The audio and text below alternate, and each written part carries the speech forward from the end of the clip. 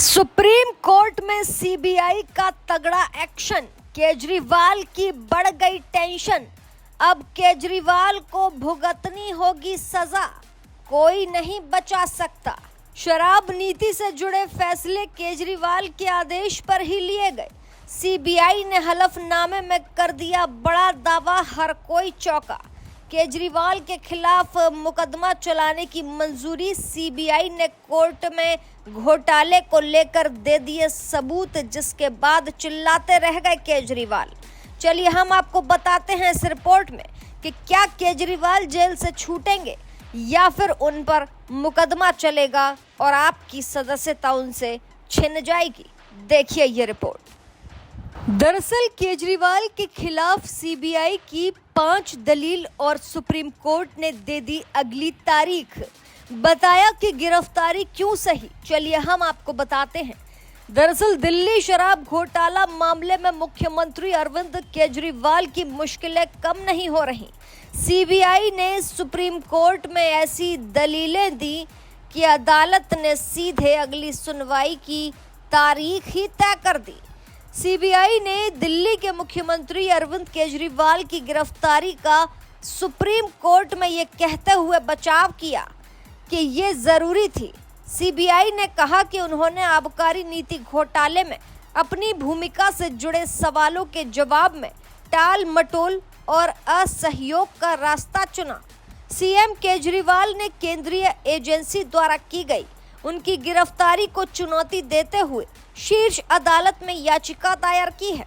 इसके जवाब में ही सीबीआई ने कोर्ट में विस्तृत हलफनामा भी दाखिल किया। जांच एजेंसी ने आरोप लगाया कि आबकारी नीति अब रद्द के निर्माण में सभी महत्वपूर्ण निर्णय केजरीवाल के इशारे पर ही तत्कालीन उप मुख्यमंत्री मनीष सिसोदिया की मिलीभगत से लिए गए थे।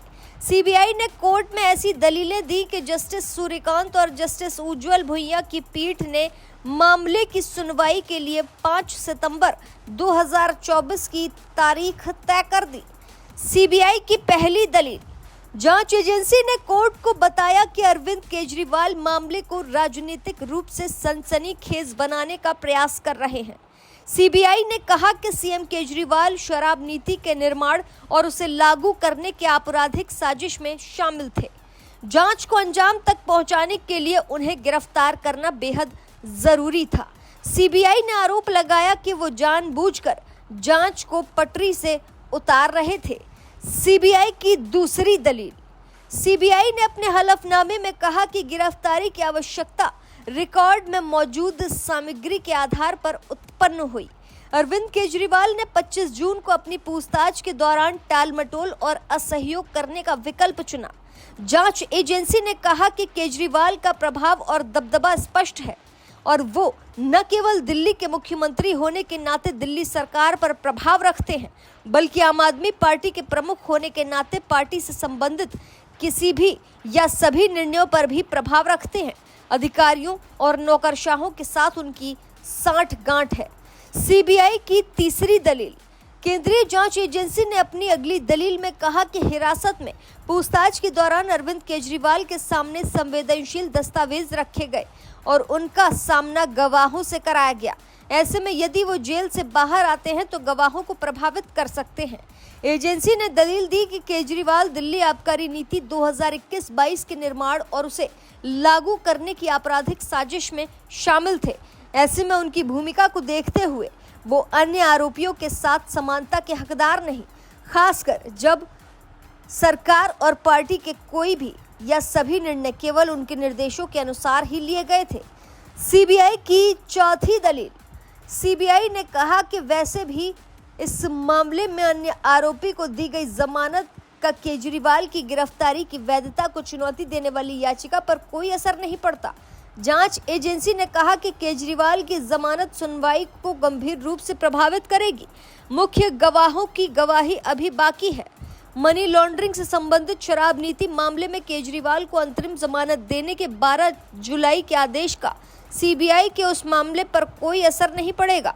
ये मामला भ्रष्टाचार से जुड़ा है। मनी लॉन्ड्रिंग मामले में ईडी ने केजरीवाल को गिरफ्तार किया था। सीबीआई की पांचवी दलील भी आपको बता देते हैं। केंद्रीय जांच एजेंसी ने कहा कि जहां तक मेडिकल आधार पर अंतरिम जमानत के बारे में दावों का सवाल है, तो बीमारियों के संबंध में जेल नियमों और नियमावली के अनुसार तिहाड़ जेल अस्पताल या इसके किसी भी रेफरल अस्पताल के ट्रीटमेंट प्रदान कर सकती है। ऐसा पहले से ही किया जा रहा है। याचिकाकर्ता द्वारा मेडिकल आधार पर जमानत पर रिहा किए जाने का कोई मामला नहीं बनाया गया है। ऐसा तभी किया जा सकता है जब इलाज संभव न हो। फिलहाल केजरीवाल के खिलाफ सीबीआई की 5 दलीलों ने सभी को हिलाकर रख दिया, क्योंकि इन दलीलों के बाद तो केजरीवाल को रिहाई मिलने से रही और सुप्रीम कोर्ट ने भी अगली तारीख ही दे दी है। आपका क्या कहना है कि आपके लिए गिरफ्तारी केजरीवाल की सही है या गलत? हमें कमेंट सेक्शन में ज़रूर बताइएगा। ऐसी ताज़ा तमाम बड़ी अपडेट्स के लिए आप देखते रहें अपना उत्तर प्रदेश।